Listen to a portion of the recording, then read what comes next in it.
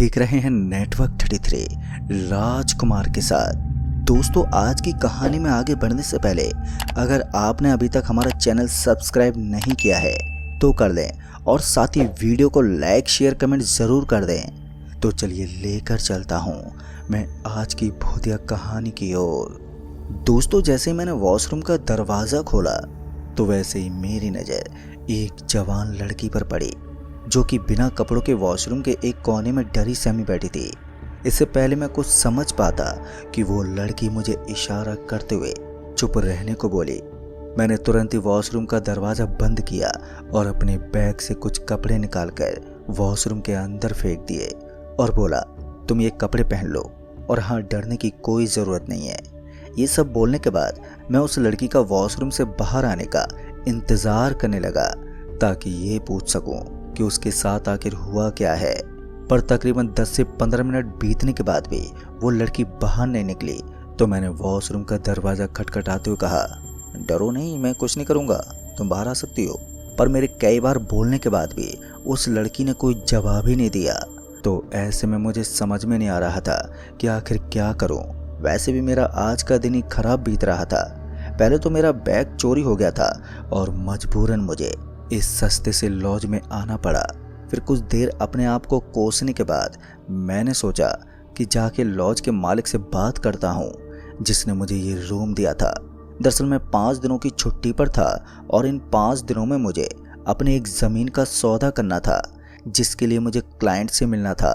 पर अचानक ही मेरे क्लाइंट ने मिलने की तारीख बदल दी, यानी कि दिन आगे बढ़ा दिया, जिस वजह से मुझे यहीं इस लॉज में रूम लेना पड़ा।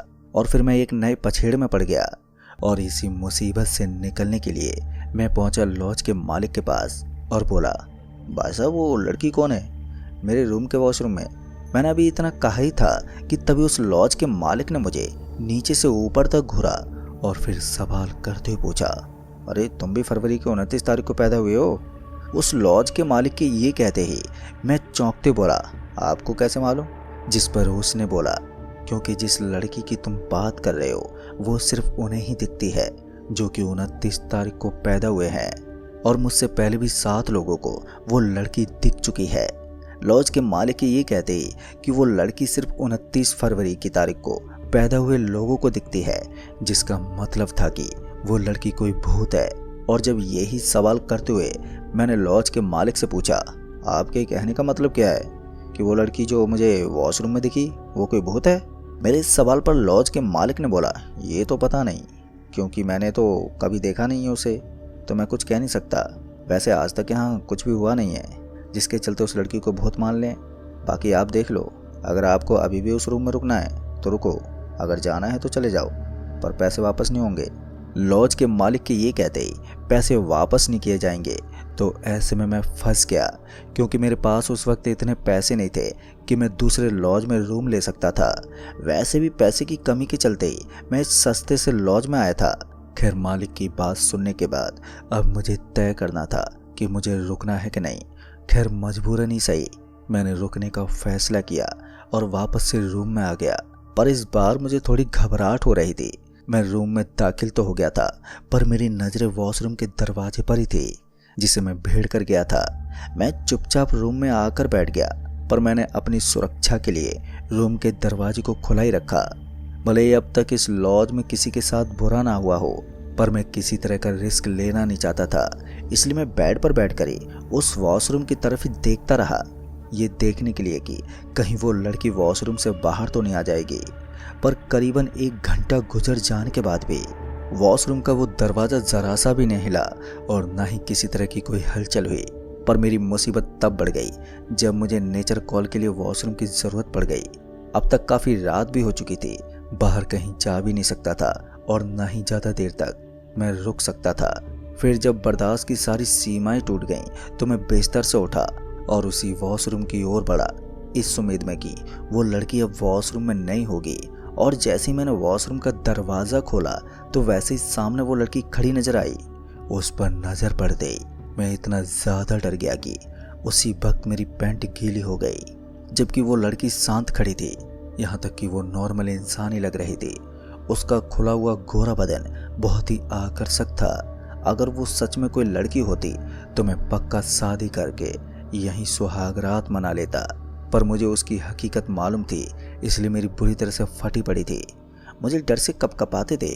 उस लड़की ने इशारे से शांत होने को बोला, पर मैं फिर भी कपकपाता रहा। और जब वो लड़की मेरी तरफ बढ़ी तो मैं झट से वॉशरूम से बाहर निकलकर दरवाज़ा बंद कर लिया, क्योंकि अब तक मुझे इतना अंदाज़ा हो गया था कि वो लड़की वॉशरूम से बाहर नहीं आएगी। तो ऐसे में मैं वॉशरूम के बाहर में सेफ था और मेरी पैंट तो गंदी अब हो ही चुकी थी, पर अब मुझे इंतज़ार था सुबह होने का, पर उसमें अभी काफ़ी वक्त बाकी था। फिर मैं वहीं रूम के कोने में जाके वॉशरूम की ओर मुंह करके बैठ गया और फिर धीरे धीरे वक्त को गुजारता रहा।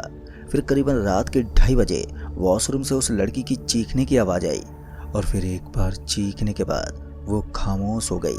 उस लड़की के चीखने से मैं सोच में पड़ गया कि आखिर वो लड़की चीखी क्यों।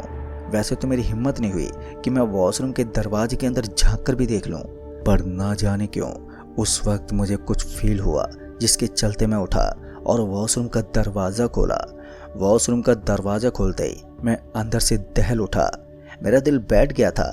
दरअसल वो लड़की जो कुछ देर पहले सही सलामत दिख रही थी, वो औंधे मुंह वॉशरूम के फर्श पर पड़ी हुई थी और उसकी पीठ पर लिखा हुआ था हैप्पी बर्थडे। साथ ही एक डेट भी लिखी थी, 29 फरवरी 2021। इसके अलावा उसके सभी प्राइवेट पार्ट लाल और सूजे हुए थे। फिर जब मैंने उसे हाथ लगाते हुए उसे उठाने की कोशिश की तो वैसे ही मुझे एक जोरदार झटका लगा और मेरी आंखें कुछ देर के लिए चौंधिया सी गईं। और जब आंखें नॉर्मल हुई तो वो लड़की वहां पर नहीं थी। फिर मैंने हर तरफ उसे देखा, पर वो फिर कहीं नहीं दिखी। दोस्तों, वो रात तो मेरी डर और दहशत में बीती, पर मुझे वो लड़की आज भी याद आती है। पता नहीं उसके साथ कौन सा जुल्म हुआ था, वो क्या कहना चाहती थी। जो लोग 29 फरवरी को पैदा हुए हैं। तो दोस्तों, इस कहानी में बस इतना ही। तो चलिए लेकर चलता हूँ मैं आपको आज की एक और दूसरी कहानी की ओर। दोस्तों, साल 2019 की बात है ये। शहर का नाम था नवरंगपुर। एक मध्यम आकार का शहर जो दिन में तो बड़ा सामान्य लगता, पर रात होते ही जैसे कोई अदृश्य साया उसे अपनी गिरफ्त में ले लेता। खासकर लड़कियों के लिए ये रातें मौत से कम नहीं थी। दोस्तों, हर महीने किसी न किसी लड़की के गुम होने की खबर अखबार में छपती। शुरुआत में पुलिस ने इसे लव अफेयर, घर से भाग जाना या मानसिक तनाव कहकर नज़रअंदाज कर दिया, लेकिन जब मामला साफ होने लगा तब मामला गंभीर हो गया। हर लड़की आखिरी बार एक ही चीज के साथ देखी गई थी, एक हरे रंग का ऑटो, और उस ऑटो को चलाने वाला कोई आदमी नहीं था बल्कि एक किन्नर था। कहते हैं वो किन्नर ना तो पूरी तरह आदमी था और ना ही औरत, और उसकी आंखों में इतनी भयावहता थी कि जो उसे देख लेता उसका खून ही सूख जाता। जी हाँ दोस्तों, श्वेता 21 साल की होशियार और आत्मनिर्भर लड़की शहर के एक कोचिंग सेंटर में पढ़ती थी।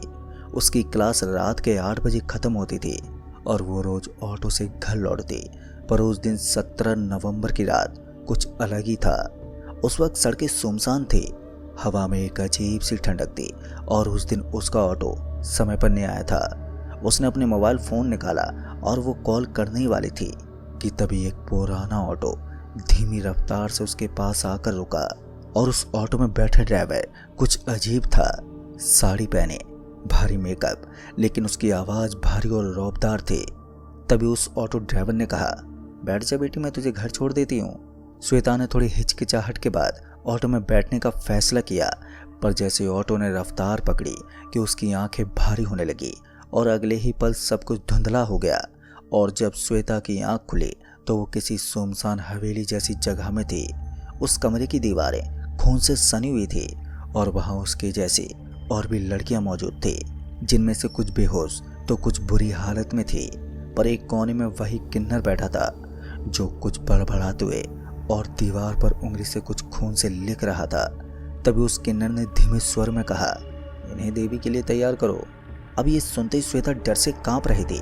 तभी एक लड़की धीरे से उसके पास आई और बोली, तू भी बहन अब नहीं बचेगी, ये किन्नर इंसान नहीं है, श्रापित है ये। पर श्वेता अब तक होश में आ चुकी थी, लेकिन उसका शरीर अब बुरी तरह से कांप रहा था। कमरे की दीवारें काले कपड़ों और चमड़े की रस्सियों से ढकी हुई थी। एक कोने में कुछ अजीब सी मूर्तियां थी। आधी महिला तो आधा पुरुष, और उनके आगे जलते दिए से तेज धुआं भी उठ रहा था। तभी उसने देखा कि वो किन्नर धीरे धीरे उस कमरे में घूम रहा था और वो हर लड़की की ओर देखकर कोई पुराना मंत्र बड़बड़ा रहा था। तभी श्वेता के पास जो लड़की बैठी हुई थी उसने धीरे से कहना शुरू किया और बताया कि इसका नाम चंपा है। पहले ये भी इंसान था मगर इसे समाज ने चीते जी मार दिया। कहते हैं करीब 30 साल पहले नवरंगपुर के ही एक गांव में चंपा का जन्म हुआ था। वो ना लड़का था और ना ही लड़की, सिर्फ एक किन्नर। माँ ने जैसे तैसे उसे पाला लेकिन पिता ने बचपन में ही त्याग दिया।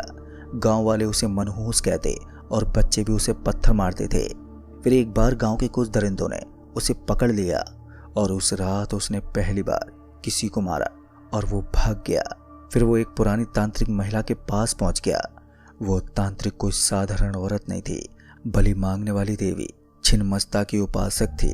तभी उस तांत्रिक ने चंपा से कहा, तेरे अंदर 2 आत्माएं हैं, नर और नारी, लेकिन तुझे कोई नहीं अपनाता, इसलिए देवी तुझे खुद अपनाएगी। लेकिन एक शर्त है, हर साल तुझे एक पवित्र कन्या देवी के लिए चढ़ानी होगी, तभी तेरा शरीर सड़ने से बचेगा। और फिर तभी से चंपा हर साल एक एक लड़की को अगवा करने लगा, पहले छोटी झोपड़ियों से, फिर बस स्टॉप से, और अब शहर की लड़कियों पर उसकी नजर रहती थी। दोस्तों, अब ये सुनते श्वेता की सांसें तेज हो गई और वो सोचने लगी कि आज क्या मेरी आखिरी रात है। तभी कमरे में एक पुराना तांबे का थाल लाया गया जिसमें जलता हुआ कपूर, एक चाकू और कुछ लाल चूरा रखा था। तभी उस किन्नर ने श्वेता की ओर इशारा किया और वो बोला, देवी को ये कन्या स्वीकार है। अभी उस किन्नर ने इतना ही कहा था कि तभी अचानक से बिजली चली गई और अब उस अंधेरे में केवल चंपा की आंखें ही चमक रही थी। और फिर तभी श्वेता ने महसूस किया कि कोई उसका हाथ पकड़े उसे खींच रहा है। दोस्तों, अभी ये सब हो ही रहा था कि उस कमरे में बहुत ही गुप्त अंधेरा हो गया, जिस वजह से कमरे में अब केवल दियों और कपूर की ही लौ झिलमिला रही थी। श्वेता को लगा कि ये उसकी आखिरी रात है, लेकिन तभी किसी ने उसका हाथ पकड़ा और इशारे में चुप रहने को बोला। जी हाँ दोस्तों, ये वही लड़की थी जिसने पहले उसे किन्नर की कहानी बताई थी। तभी उस लड़की ने बोला, मेरे साथ चलो, पीछे की खिड़की से निकल सकते हैं हम, मगर ध्यान रखना अगर उस किन्नर को भनक भी लगी तो हम दोनों मारे जाएंगे। श्वेता का दिल जोर जोर से धड़क रहा था। वो धीरे धीरे खिड़की की ओर बढ़ी। कमरे में मौजूद बाकी की लड़कियां बेहोशी और डर के बीच में पड़ी हुई थी, लेकिन पीछे से निकलते समय गलती से उसका पैर एक पुराने दरवाजे से टकरा गया जो शायद उस किन्नर का निजी पूजा कक्ष था। पर जैसे दरवाजा खुला तो जो दृश्य था तो अब वो श्वेता को हमेशा के लिए बदल देने वाला था, क्योंकि सामने कमरे में 3 लड़कियों के शव शीशे के बक्से में बंद थे। उनके माथे पर सिंदूर से कुछ तांत्रिक चिन्ह बनाए गए थे और सामने एक देवी की अर्धनारी मूर्ति रखी हुई थी जिसे छिन्नमस्ता कहते हैं। सिर कटा हुआ, हाथ में तलवार और कटे हुए सिर से बहता खून। तभी उस लड़की ने बोला, ये सब लड़कियां बलि चढ़ाई जा चुकी हैं, लेकिन मैं नहीं चाहती कि तुम भी इन बक्सों में कैद हो जाओ। अब ये सुनते श्वेता का मन कांप उठा था, लेकिन तभी उन्होंने देखा कि एक पुराना नोटबुक दीवार में टंगा था जिसमें मंत्र और अनुष्ठानों की विधियां लिखी थी। उस नोटबुक में लिखा था, यदि कोई पवित्र आत्मा तांत्रिक मंत्रों का उच्चारण करके देवी की मूर्ति के समक्ष आत्म बलिदान की कोशिश करे तो श्रापित आत्मा मुक्त हो सकती है। अब श्वेता को समझ में आ गया था कि वो किन्नर खुद मुक्त होना चाहती है, लेकिन डर के कारण वो दूसरों की बलि देकर खुद को जिंदा रख रही है। तभी उसे एक विचार आया कि अगर वो किन्नर को उसके ही खिलाफ खड़ा कर दे तो शायद बाकी सब लड़कियों की जान बच सकती है। तभी श्वेता ने साहस जुटाया और उसने पूजा कक्ष में रखे उस ताम्रपत्र से मंत्र उठाया और तेज आवाज में पढ़ना शुरू कर दिया। अब पूरी हवेली में कंपन होने लगा था। वो किन्नर चीखते हुए कमरे में आ गई तो उस वक्त उसकी आंखें लाल हो चुकी थी, बाल खुले हुए और हाथ में खून से सना चाकू। तभी उस किन्नर ने बोला कि तुम कौन होती हो मेरी देवी को बुलाने वाली? मैं ही उनका रूप हूँ।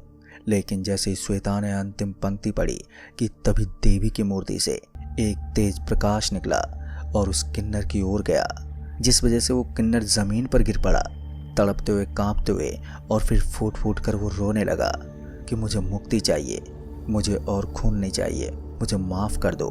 अब दीवारों से भी खून बहना बंद हो गया था। बंद लड़कियां धीरे धीरे होश में आने लगी। बिजली भी लौट कर आ गई थी और वो किन्नर वहीं पर बैठा रहा, पर अब वो एक शांत, थका हुआ, टूटा हुआ इंसान था। फिर सुबह के 5 बजे पुलिस आ गई। श्वेता ने सारी जानकारी उन्हें दे दी, लेकिन उस किन्नर को गिरफ्तार नहीं किया गया। उसे मानसिक पुनर्वास केंद्र भेज दिया गया था, जहां वो अब भी चुपचाप बैठा रहता है, वो भी बिना बोले। लेकिन उसके बाद से शहर में अब कोई भी लड़की गुम नहीं होती। किन्नरों को लोग अब घृणा से नहीं, सहानुभूति से देखने लगे हैं, क्योंकि हर आत्मा सिर्फ स्वीकृति चाहती है, ना कि बलिदान। पर खूनी किन्नर का ऑटो अब एक डरावनी कहानी नहीं, बल्कि एक चेतावनी बन गया था। हर रात की चुप्पी में कोई चीख छुपी हो सकती है, और हर चीख के पीछे कोई कहानी हो सकती है। तो दोस्तों, इस कहानी में बस इतना ही। कहानी आपको पसंद आई हो तो वीडियो को लाइक, शेयर, कमेंट जरूर कर दें। तो मैं आपका दोस्त राजकुमार जल्द ही मिलूंगा ऐसी एक और डरावनी भूतिया घटना के साथ। तब तक के लिए बाय एंड टेक केयर।